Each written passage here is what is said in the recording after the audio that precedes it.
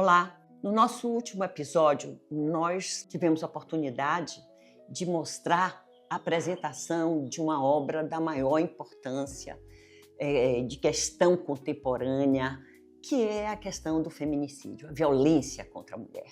O autor, o Cléster Cavalcante, do livro Matou Uma, Matou Todas, nessa obra, ele traz a experiência de tragédia de 5 mulheres de regiões diferentes do Brasil. E naquela oportunidade eu faço a pergunta: por que tanta raiva e ódio das mulheres?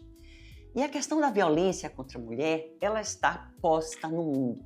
Mais ainda, na atualidade, e a atualidade eu escrevo no contexto de análise do capitalismo neoliberal, que alguns estudiosos ou cientistas políticos analisam na perspectiva da necropolítica, no elogio à morte, da política pautada pela violência, pela pulsão de morte, pela banalização do sofrimento e a banalização do mal. Então, alguns tratam, e eu trago essa reflexão para fazer a inscrição do feminicídio nesse contexto, da potência do aumento da violência contra a mulher em pleno processo de muitas conquistas ou de abandono de conquistas civilizatórias, de direitos das mulheres, das crianças, das meninas, da possibilidade de discussão e de estudos que mostram isso, quer seja como um ganho jurídico de direito, e aqui no Brasil a Lei Maria da Penha vem para enfrentar essa questão. Como eu citei também, na Itália, foi a semana passada aprovada pelo Congresso italiano a pena de prisão perpétua para os assassinatos dentro da categoria de feminicídio, ou seja, o assassinato de mulheres por ser mulher, pela condição de ser mulher. Então, há um direcionamento desse elogio ou desse gosto da morte dirigida à mulher, por ela ser mulher. O que é isso? Do que se trata? Então, dizem, estudiosos falam que a história da humanidade é marcada pela tragédia e pela comédia. Aqui nós vamos destacar uma análise ou essa dimensão de que vivemos um tempo marcado por tragédias, como o genocídio em Gaza, 70% da morte de mulheres e de crianças. Mulher porque não vai procriar. Então essa é uma lógica que agudiza essa história, eu diria que, ou alguns dizem milenar, desse corpo, desse ser matável, nas palavras de Márcia Tiburi. Também trago aqui uma outra citação que eu vi essa semana, uma entrevista, uma passagem nas redes do grande e saudoso psicanalista Contardo Caligares, quando ele diz que essa violência, o porquê esse ódio contra as mulheres, ele diz que são 3.000 anos que a mulher é vítima dessa construção de um valor negativo, depreciativo e desse ser ameaçador, dessa estrutura do patriarcado ou do pátrio poder ou da sociedade do masculino, dos valores, da força, da potência, do poder do homem sobre este corpo, sobre esse ser matável. E é importante dizer isso porque o conceito do próprio feminicídio, ele nasce no momento, na década de 70 do século passado, que uma antropóloga, acho que já fiz referência a ela, se reporta uma pesquisa feita com um grupo de homens, que ele se sentia, ou qual era o que ele temia da mulher. Ele disse que temia o seguinte, que elas rissem deles. O riso da mulher é uma ameaça ao narcisismo deles. Então, essa foi uma resposta comum a a uma pesquisa dirigida a um grupo de homens, enquanto que as mulheres, o grupo de mulheres, se reportavam ao medo do homem como o sujeito que pode tirar a vida dela, ou que tira a vida, ou ameaça de morte. Então, enquanto que a mulher é uma ameaça a uma vaidade, a um valor narcisista, né? A mulher teme pela própria vida na relação com o homem. E isso dito no século XX, numa época tivemos a oportunidade de ter uma grande obra de um historiador inglês, Eric Hobsbawm. Ele escreve um livro analisando o século XX e dá o título de A Era dos Extremos, considerando as duas grandes guerras mundiais do século XX, se reportando a revoluções e conflitos regionais, né? A processos de descolonização, mas mediante tragédias, crueldade, muita morte. Então, ele dá o título da Era dos Extremos, quando, atualmente, a ciência política e os estudiosos falam na necropolítica como uma forma de intensificação da banalização ou dessa pulsão de vida ou desse elogio à violência, ao ódio. E eu também fiz referência a um conceito de quem pensou e analisou a racionalidade do capitalismo neoliberal, dos passos, do processo de tomada ou de sequestro da consciência humana, a construção de uma ideologia, de uma subjetividade e que cancela o futuro, de cancelamento do futuro, como uma forma ideológica e estética de vida do presente, no presente, onde não cabe sonhos. E aí trago uma questão importante dentro dessa perspectiva do autor, quando faz a pergunta: como então reacender uma esperança como política de imaginação de sonhos? E aí, esse é um conceito, é uma questão formulada pela revista, por esse dossiê sobre o cancelamento do futuro da revista Cult, que eu já fiz a referência. Em tempos de cancelamento do futuro, como trabalhar uma consciência do sonho, do desejo, de construção criativa de futuro? Já que no presente, o sequestro de uma consciência solidária, de sociabilidade, né? De ética, de valorização da vida, né? Se encontra ameaçada, sofrendo, né? As tragédias humanas e as dores públicas, como eu me referi no episódio anterior. Então, o que nós temos de paradoxal ou mediante a motivação, o motivo de uma ação ativista pela vida, pela valorização da vida no planeta, do planeta, das pessoas, do que é diferente de cada um de nós, como um elo de construção desse gosto de solidariedade, de irmandade, de amor, né? Sem medo de amar. Esse autor que estuda essa racionalidade capitalista neoliberal, ele propõe dar nomes. Então, é importante trazer o nome de Vilma Góes, como está no livro, da Silvana, do sertão pernambucano, que levou 17 facadas no rosto, da Tássia Mirella de Sena Araújo, assassinada pelo seu companheiro, da Beatriz Milano, também assassinada, e também da Tatiane Spitzer, morta aos 29 anos pelo seu marido. Então, temos que nominar pessoas para que deixem de ser números e estatísticas. Temos que dar nome à violência.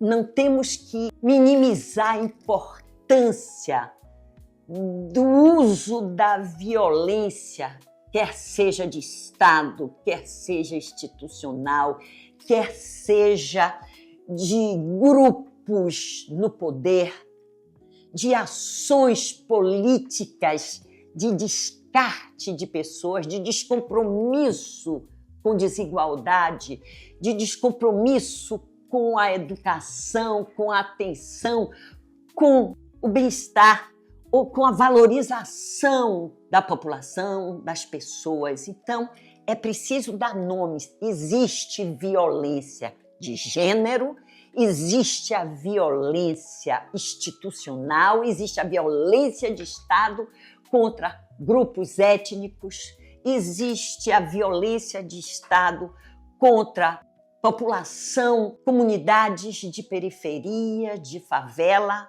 Então tem que chamar de violência, não é de conflito nem de confronto, é a violência contra a vida. Temos que também dar nomes ou nominar ou conceituar o horror ao saber. Quero saber disso não. Negar processos de sofrimento vividos individualmente e ou coletivamente. É preciso enfrentar, não ter, ousar ter coragem de ir atrás da verdade. Não alienar situações de sofrimento e mal-estar. Não banalizar o mal. Chamar de genocídio o que é genocídio dirigido a um grupo, quer seja religioso, quer seja de geração, quer seja de gênero. E nomear, dar nomes, escrever, falar, dar voz à luta por autonomia, autônomos, própria lei. Para isso é preciso que o sujeito se reconheça, não entre na carência de busca de expectativas de reconhecimento externos, mas que saiba das suas dores, das suas alegrias, dos seus prazeres, dos seus estranhamentos, das suas incertezas, mas que são suas, que são próprias. Isso constrói ou pavimenta caminhos de processos emancipatórios. Não é só de luz. O caminho se faz caminhando em reconhecimento das pedras e das pedras que eu fui capaz de tirar, o que somos capazes de tirar do caminho. Da voz tão necessária à consolidação, a fortalecimento de processos democráticos múltiplos, diversas vozes que necessariamente podem não coincidir com a minha, mas que podem ser escutadas ou mesmo enfrentadas em debates, em contraditórios, em dizer isso é bom para você, mas não é bom para mim. Tá doendo, não aceito, não quero assim.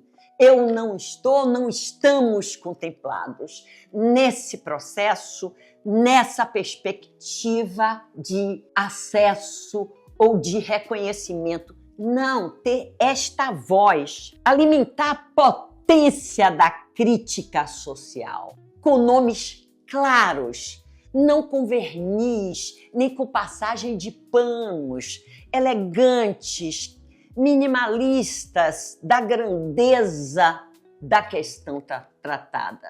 Esse autor que pensa essa razão capitalista, que é o inglês, Mark Fleischer, ele propõe um conceito que é mais do que um conceito, é uma concepção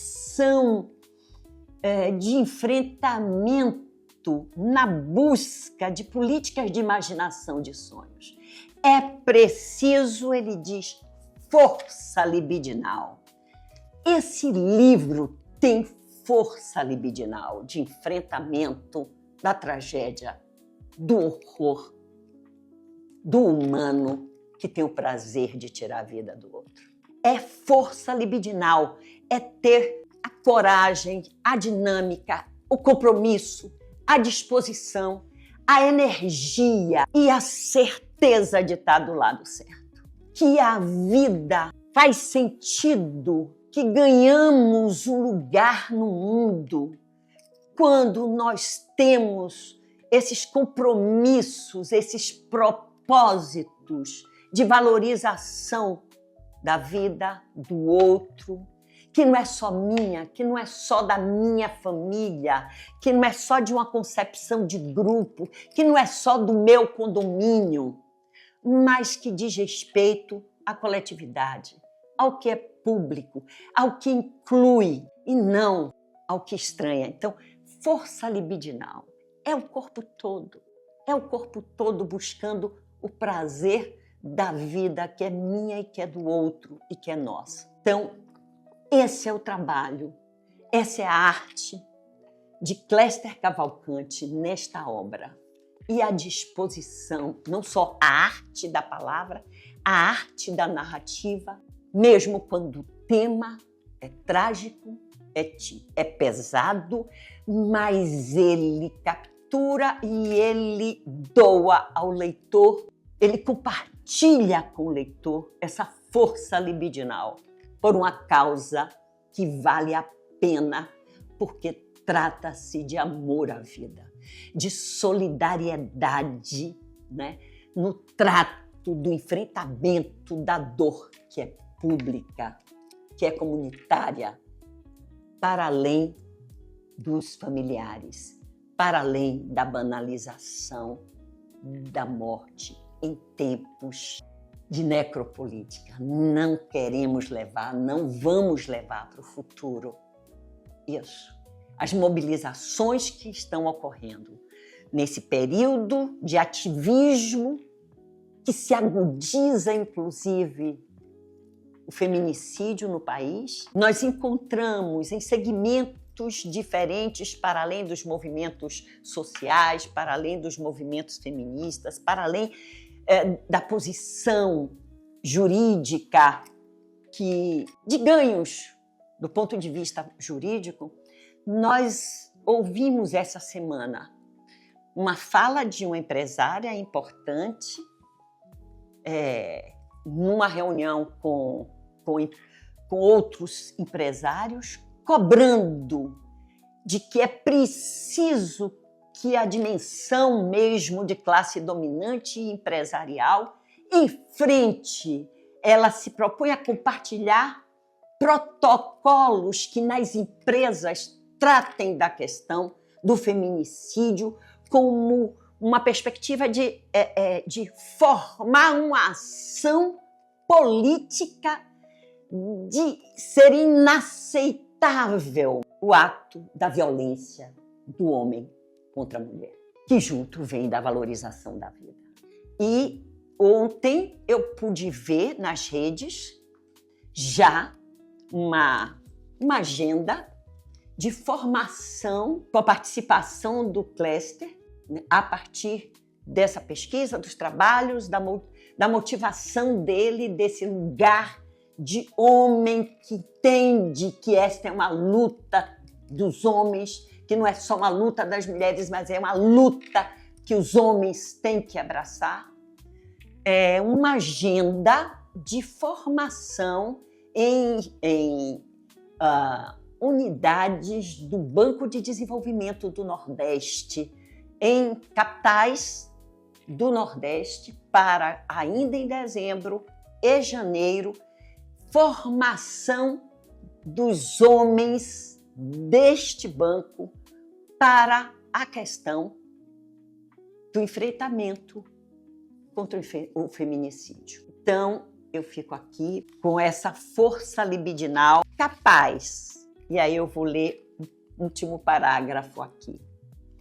Em outras palavras, a aposta a ser feita na direção das gerações que chegam talvez resida na abertura de frestas para o onírico pensar, para pensar e imaginar esse sonho.